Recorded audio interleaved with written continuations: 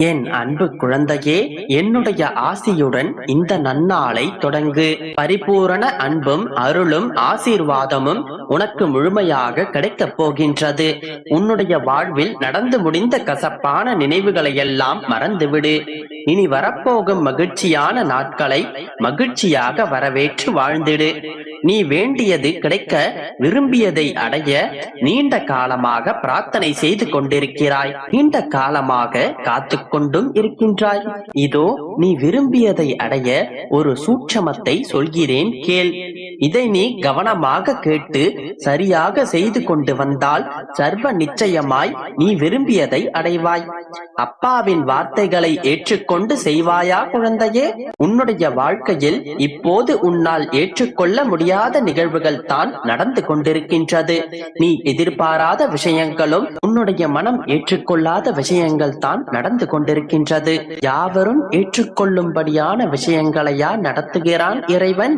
இறைவனின் செய்கைகளில் ஒரு பேருண்மையை நீ உணர்ந்து கொள்ள வேண்டும். இறைவனின் நடவடிக்கைகள் எப்போதும் ரகசியமாக இருக்கும், புரியாத புதிராக இருக்கும்.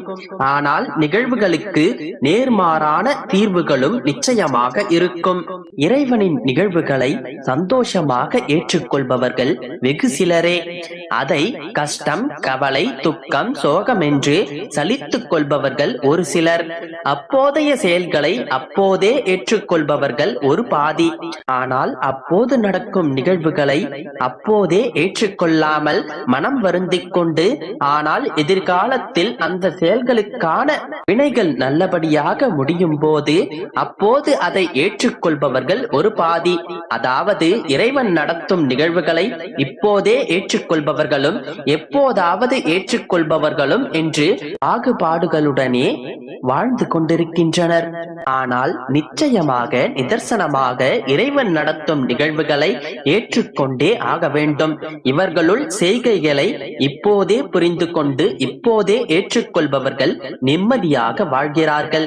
ஆனால் இப்போது ஏற்றுக்கொள்ளும் மனப்பக்குவம் இல்லாதவர்கள் அதன் முடிவு நன்மையாக விளையும் வரை காத்திருந்து நிம்மதியை இழக்கிறார்கள். இறைவன் எப்போதும் தவறான நிகழ்வுகளை நம்முடைய வாழ்க்கையில் நடத்த மாட்டான் என்கின்ற உறுதியான நம்பிக்கை இருக்குமிடத்தில் அந்த நிகழ்வுகளை அப்படியே ஏற்றுக்கொள்ளும் மனப்பக்குவம் வந்து விடுகின்றது. அந்த மனப்பக்குவம் வந்துவிட்டாலே அந்த மனதில் அமைதி குடிகொண்டு விடுகின்றது. நிம்மதியான வாசம் வீசம் செய்ய ஆரம்பித்து விடுகின்றது. யார் ஒருவருக்கும் அவர் விரும்பிய வாழ்க்கை ஒருபோதும் கிடைப்பதில்லை. தவறான நிகழ்வுகளை நம்முடைய வாழ்க்கையில் நிகழ்த்த மாட்டான் என்கின்ற நம்பிக்கை இருக்க வேண்டும். மாறாக அவர்கள் முன்னேறுவதற்கு, அவர்கள் சிறப்பாக செயல்படுவதற்கு, அவர்கள் வளர்ச்சி பெறுவதற்கு வேண்டியதை வேண்டிய நேரத்தில் இந்த வாழ்க்கை தருகின்றது. நீ விரும்பியதை இந்த வாழ்க்கை தரும் என்று காத்திருக்காமல் இந்த வாழ்க்கை தருவனவற்றை வைத்துக் கொண்டு விரும்பியதை நீ அடைய முடியும். இந்த சூட்சமத்தை நீ தெரிந்து கொண்டாலே நீ உன்னுடைய வாழ்க்கையில் விரும்பியதை அடைந்து விடலாம். இவ்வாழ்க்கையை வென்று விடலாம். எனவே கிடைக்க பெற்ற வாழ்க்கைக்கு நன்றி செலுத்து. நான் எப்போதும் எல்லாவற்றையும் உன்னுடைய நன்மைக்காகவே நிகழ்த்துவேன் என்கின்ற உண்மையை நீ புரிந்து கொள் குழந்தையே. இப்போதெல்லாம் உன்னுடைய வாழ்க்கையில் இருக்கும் வருத்தத்தை விட உனக்கு என் மேல் இருக்கும் வருத்தமே அதிகமாக உள்ளது. தினந்தோறும் அது நடக்கும், இது நடக்கும், நல்லது நடக்கும், நற்செய்தி வரும் என்று சொல்லிக் கொண்டேதான் இருக்கிறீர்கள் அப்பா. ஆனால் என்னுடைய கண்களுக்கு முன் எதுவுமே நடக்கவில்லையே என்று என் மீது வருத்தத்துடன் இருக்கின்றாய். உன்னுடைய கேள்விக்கான பதிலை கூறி உன் மன வருத்தத்தை போக்கவே இன்று நான் அவசரமாக வந்துள்ளேன். எல்லோரையும் போலவே நீங்களும் என்னை ஏமாற்றி விட்டீர்களா அப்பா என்று என் பிள்ளை என் முகத்தை பார்த்து கேட்கும் போது நானும் கூட வருந்துகிறேன். நீ என்னை புரிந்து கொள்ளாமல் பேசுவதை பற்றி எனக்கு கவலை இல்லை. ஆனால் உனக்கு நல்லது நடக்கும் என்பதையும் கூட புரிந்து கொள்ளாமல் கவலைப்படுகின்றாய். நான் உன்னிடம் அடிக்கடி கூறுகிறேன், நான் உனக்கு தாயாகவும் தந்தையாகவும் உற்றார் உறவினராகவும் தோழனாகவும் இருப்பேன் என்று. என் வார்த்தைகளின் படியே நான் உனக்கு தாயாகவே இருக்கின்றேன்.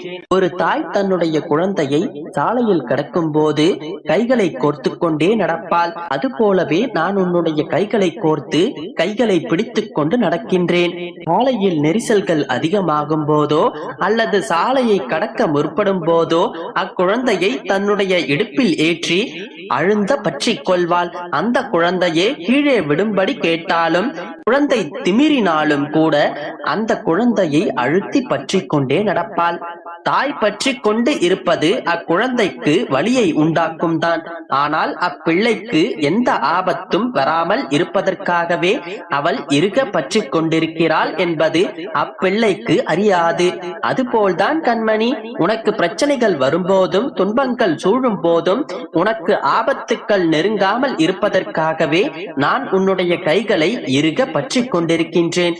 பிரச்சனைகள் அதிகமாகும் போது என் மடியில் அழுத்தி பிடித்துக் கொள்கிறேன். என் பிடி இருக்கும் போது உனக்கு வலிக்கத்தான் செய்யும். அதையே நீ சோதனையாக எடுத்துக் கொள்கின்றாய். குழந்தையே, அனைத்து சோதனைகளும் நீ சாதிப்பதற்காகத்தான். அதனால் நம்பிக்கையோடு செயல்படு. அனைத்திலும் நிச்சயமாக வெற்றி பெறுவாய். என் அன்பு குழந்தையே, நான் உன்னோடு இருக்கும் ஒவ்வொரு நொடியும் உனக்கு எந்த தீங்கும் வராது என்று ஏற்கனவே உனக்கு வாக்கு கொடுத்துள்ளேன். பிறகு எதற்கு உன்னுடைய வாழ்க்கையை நினைத்து வருத்தப்பட்டு கொண்டிருக்கின்றாய்? உன்னை வழிநடத்தி செல்வதற்காகவே உன் தந்தை நான் இருக்கின்றேன். நீ தைரியமாக இரு. உன் பலத்தை சோதிக்கும் அளவிற்கு உனக்கு கஷ்டங்கள் வந்தாலும் அதை தாண்டி நீ அடியெடுத்து வை. உனக்கு பக்க பலமாக உன் தந்தை நான் இருக்கின்றேன். உன் மனதில் முழு வலியுடன் நீ எந்த விஷயத்திற்காக காத்து கொண்டிருக்கின்றாயோ அது கூடிய விரைவில் உனக்கு நடக்கப் போகின்றது. சந்தோஷமாக இரு என் செல்லமே. உன்னுடைய துக்க குப்பைகளை எல்லாம் மூட்டை கட்டி தூரமாக எரிந்துவிடு. இன்னும் 3 நாட்களில் அதை அனைத்தையும் நிறைவேற்றிவிட்டு உனக்கான சந்தோஷத்தை உன் வாழ்க்கையில் கொடுக்கப் போகின்றேன். எனது பாதங்களை பற்றி கொண்டு 3 நாட்கள் மட்டும் பொறுமையாக இரு. குழந்தையே, அனைத்தையும் நான் பார்த்துக் கொள்கின்றேன். கலங்காதே. இனி அனைத்தும் நல்லதாகவே நடக்கும். எனக்கு யாருக்காவது உதவி செய்ய வாய்ப்பு கிடைத்தால் எந்த எதிர்பார்ப்பும் காரிய நேரமும் இல்லாமல் நான் உதவி செய்வேன். அவர்களின் நன்மைக்காக மட்டுமே உதவி செய்வேன். ஆனால் எனக்கு மட்டும் எல்லா தீங்கும் நடக்கின்றனவே என்று வருத்தப்படாதே. குழந்தையே, உன் வாழ்வில் புதிய விடியல் வரப்போகின்றது. நம்பிக்கையோடு இரு. உன் வருங்காலத்தை நினைத்து கவலைப்படாதே. உனது லட்சியங்களும் கனவுகளும் நிச்சயமாக நிறைவேறப் போகின்றது. உன் தொழில் நல்ல முன்னேற்றம் பெற்று நீ சந்தோஷமாக வாழப் போகின்றாய். நீ எதிர்பார்த்தபடி உன்னுடைய அனைத்து வேண்டுதல்களும் நிறைவேறி சுகமான, ஆரோக்கியமான, செல்வ செழிப்பு மிக்க வாழ்க்கையை வாழப் போகின்றாய். நீ எதை எதிர்நோக்கி காத்து கொண்டிருந்தாயோ, எது உன் வாழ்வின் ஆதாரமாக இருக்கும் என்று நினைக்கின்றாயோ, எந்த விஷயம் உன் வாழ்க்கையை அழகாக்கும் என்று நினைக்கின்றாயோ, எது கிடைத்தால் உன் வாழ்க்கை சிறப்பானதாக மாறும் என்று நினைக்கின்றாயோ, அது அனைத்தையும் உன் அப்பா நான் உனக்கு நிறைவேற்றப் போகின்றேன். அந்த 3 நற்செய்திகளும் உனக்கு கூடிய விரைவில் வரப்போகின்றது. கவலைப்படாதே. சந்தோஷமாக இரு.